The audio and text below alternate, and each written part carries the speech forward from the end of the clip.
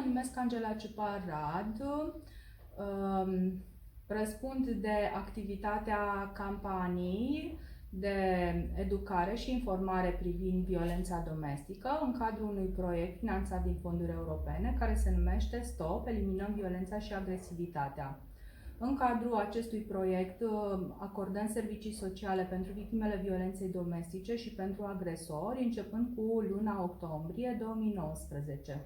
Avem alături de noi doi specialiști care lucrează, unul ca și psiholog cu victimele violenței domestice și un asistent social care lucrează cu agresorii. O să-i rog să se prezinte.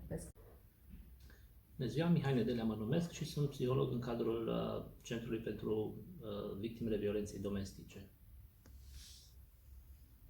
Bună ziua, Corina Iurniuc este numele meu și sunt asistent social în cadrul Centrului de Asistență destinat agresorilor. Credeți că poate exista o prevenție reală în ceea ce privește violența domestică? Cred că în ceea ce privește educația persoanelor ar putea fi privit ca o modalitate de prevenție, educația timpurie mai exact a persoanelor. Ca să reformulez, din ceea ce ați citit, din ceea ce ați experimentat, din cunoștințele voastre, există societăți în care este mai prezentă violența domestică și în altele în care este mai puțin prezentă și dacă da, de ce credeți că se întâmplă asta? Ținând cont că violența este adesea un comportament învățat, consider că prin educație timpurie aceasta ar putea fi prevenită. Știu că există o serie de cercetări prin care se arată că această violență, de fapt, este un comportament învățat de copii în familie și transmis mai departe. Și există cercetări care arată că băieții care cresc în familii cu violență domestică vor deveni la rândul lor agresori, iar fetele vor deveni victime. Există studii, într-adevăr, referitoare la fenomenul violenței și, într-adevăr, persoanele care cresc într-un mediu în care există foarte multă agresivitate, un tată agresiv sau chiar și o mamă agresivă, vor deveni la rândul lor agresori atunci când vor fi mari, iar în general, în ceea ce privește fetele, într-adevăr, au tendința de a deveni victime ale violenței domestice. Iar în ceea ce privește societățile care, dacă există o predispoziție în anumite societăți, cu siguranță societățile în care populația este mai săracă, da? Acolo există o mai mare predispoziție spre violența domestică decât în societățile cu un nivel mai ridicat al traiului. Da. Da, mă gândeam în contextul a ceea ce spunea Corina, că este vorba de educație. De educație, dar poate și de credințe care există într-o societate și de toleranța pe care o are o societate față de violență. Sigur, parțial comportamentul agresiv este dobândit prin învățare, dar există și o componentă genetică ce poate să stea la baza acestui fenomen sau acestui comportament. Adică atunci când vorbim despre o persoană care este agresivă, în mod normal, genetic poate să transmită urmașilor acest tip de comportament. Sigur, la fel ca și orice alt comportament, și agresivitatea poate fi învățată, dobândită în timp.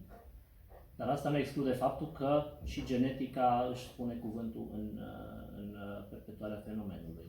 Da, și mă gândesc că dacă toate aceste componente de comportament învățat, genetică, plus o societate în care tradițional este în regulă să manifeste sau chiar recomandat să manifeste acest comportament, ajungem la cumularea mai multor factori care ne duc la un nivel de violență tot mai ridicat. Ce credeți că am putea face ceva să rupem acest cerc sau pe ce component am putea să intervenim? În primul rând, educația părinților sau a adulților este foarte importantă în combaterea acestui fenomen. Apoi, sigur, introducerea în școli pentru copii care pot să înțeleagă fenomenul și să-l identifice chiar și la ei în familie și să să încerce să schimbe ceva în propriul lor comportament, adică să înceapă să dezvolte noi comportamente, adică să înțeleagă că un asemenea comportament nu este bun sau nu este potrivit într-o familie, într-o relație de cuplu. Am putea preveni sau poate chiar diminua în timp, sigur vorbim aici de ani de zile, fenomenul violenței domestice. Împărtășesc părerea colegului meu. Cred că e foarte importantă realizarea de campanii de conștientizare în școli, în comunitate.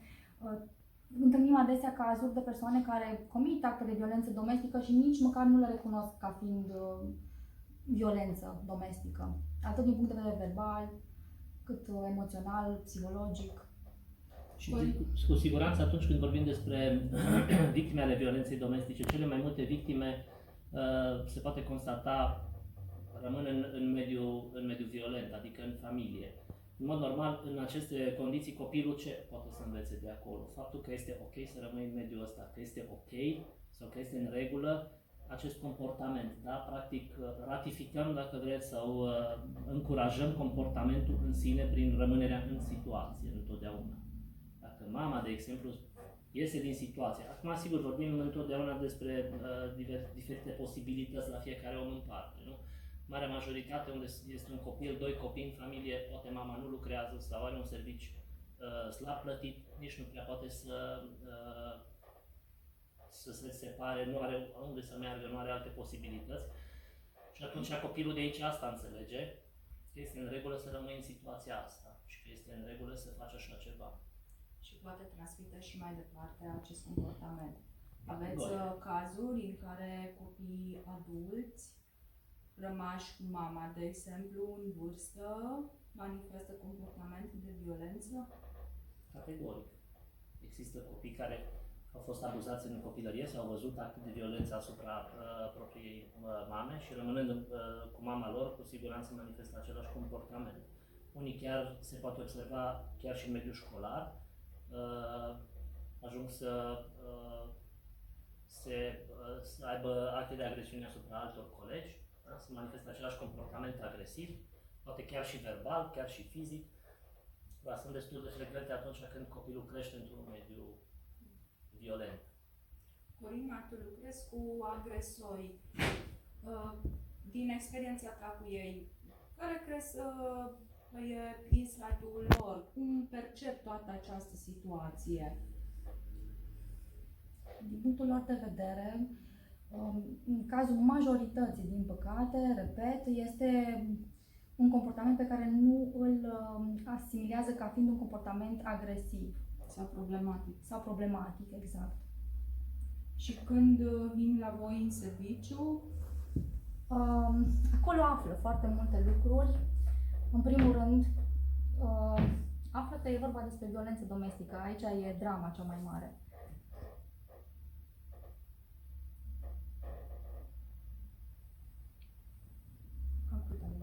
Intenționăm să continuăm această formă de comunicare cu dumneavoastră în contextul creat de COVID-19. Activitatea noastră se va axa din ce în ce mai mult și pe mediul online, iar de aceea vă rugăm ca, dacă aveți întrebări pentru noi, doriți să ne propuneți teme de dezbatere, să ne scrieți la datele de contact care vor apărea la sfârșitul videoclipului, iar noi le vom trata cu toată seriozitatea împreună cu specialiștii noștri din serviciile sociale dedicate acestei problematici.